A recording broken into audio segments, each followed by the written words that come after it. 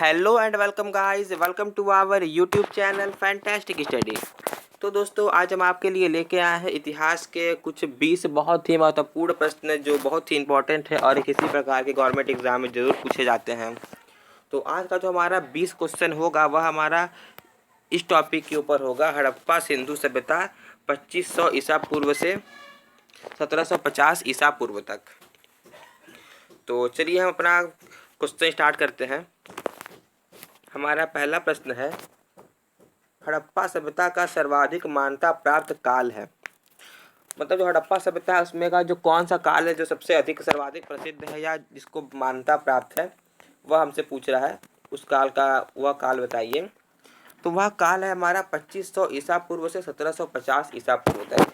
और ये जो ईसा पूर्व होता है इसमें जो गिनती की जाती है वह वर्ष का जो गिनती की जाती है वह उल्टे से शुरू की जाती है। जैसे कि आप देख सकते हैं कि 2500 ईसा पूर्व से 1750 ईसा पूर्व लिखा हुआ है। तो चलते हैं अपने अगले प्रश्न की तरफ। सिंधु घाटी सभ्यता के समकालीन नहीं थी, बीच में डैश है, इस डैश की जगह हमें भरना है। तो सिंधु घाटी की सभ्यता के समकालीन नहीं थी, किसके समकालीन नहीं थी? तो वह थी हमारी ग्रीस की सभ्यता के समकालीन नहीं थी। अगला प्रश्न है, सिंधु घाटी की सभ्यता कहाँ तक विस्तृत थी? तो इसका हमारा आंसर है, सिंधु घाटी की सभ्यता विस्तृत थी पंजाब, राजस्थान, गुजरात, उत्तर प्रदेश, हरियाणा, सिंध और बलूचिस्तान, ये जो कि अब पाकिस्तान में चला गया है। तो अपने अगले प्रश्न की तरफ बढ़ते हैं। सिंधु घाटी की सभ्यता में घोड़े के अवशेष कहाँ मिले हैं? तो इसका हमारा आंसर है कि घोड़े के अवशेष मिले हैं कहाँ पे? सूरकोटड़ा में। हमारा अगला प्रश्न है, सिंधु घाटी स्थल काली बंगन किस प्रदेश में है? तो जो सिंधु घाटी का जो स्थल था काली बंगन वह हमारा किस प्रदेश में? वह हमारा वर्तमान में राजस्थान प्रदेश में है। अगला प्रश्न है, किस पदार्थ का उपयोग हड़प्पा काल की मुद्राओं के निर्माण में मुख्य रूप से किया गया? तो जो हड़प्पा काल थी उसमें किस प्रकार की मुद्राओं का प्रयोग किया जाता था, यह हमसे पूछ रहा है। तो जो हड़प्पा काल था उसमें एक मुद्रा थी, इसका नाम था सेलखड़ी। इस प्रकार की मुद्रा का प्रयोग वहाँ बहुत प्रचलित था हड़प्पा काल के समय। अगला प्रश्न है, हड़प्पा सभ्यता किस युग की थी? तो इसका हमारा आंसर है, कांस्य युग की थी हड़प्पा सभ्यता।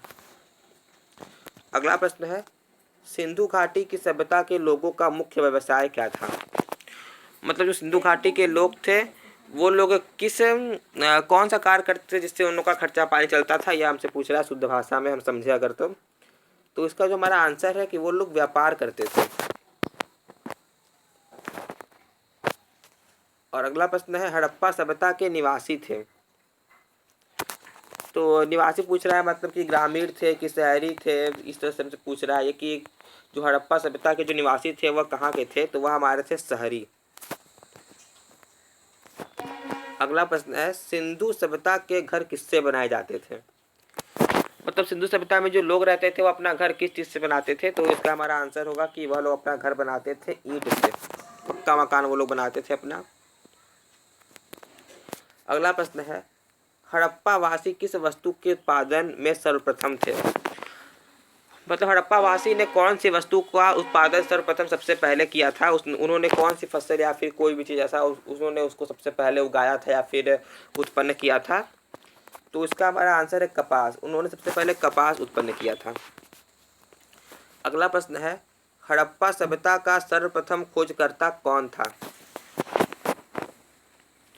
मतलब जो हड़प्पा सभ्यता थी उसको सर्वप्रथम किसने खोजा था, किसने हड़प्पा सभ्यता का पता लगाया था? तो इसका हमारा आंसर है दयाराम साहनी। यहाँ पर छोटी सी मिस्टेक, यहाँ पे साहनी लिखा हुआ है, वहाँ पे साहनी होना चाहिए, कुछ प्रिंटिंग मिस्टेक हो गई थी।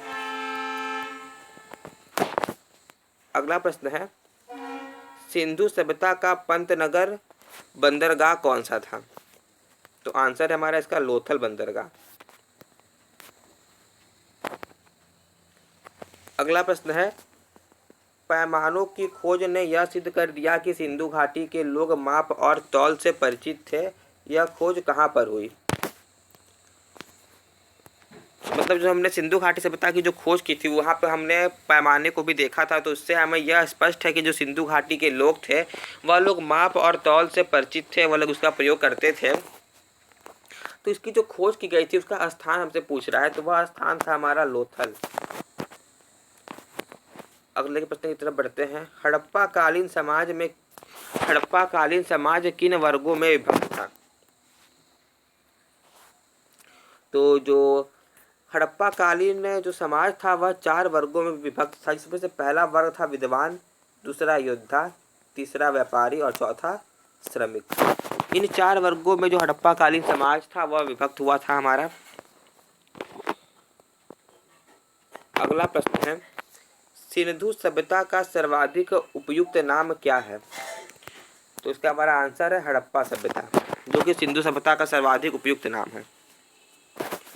अगला प्रश्न है, हड़प्पा सभ्यता की खोज किस वर्ष हुई थी?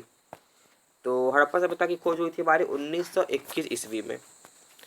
अगला प्रश्न है, हड़प्पा सभ्यता के बारे में कौन सी उक्ति सही है? तो जो हड़प्पा सभ्यता के बारे में जो उक्ति है वह है, उन्होंने पशुपति का सम्मान करना आरंभ किया था। तो दोस्तों आज के लिए बस इतना ही, मिलते हैं अगली वीडियो में, तब तक के लिए धन्यवाद।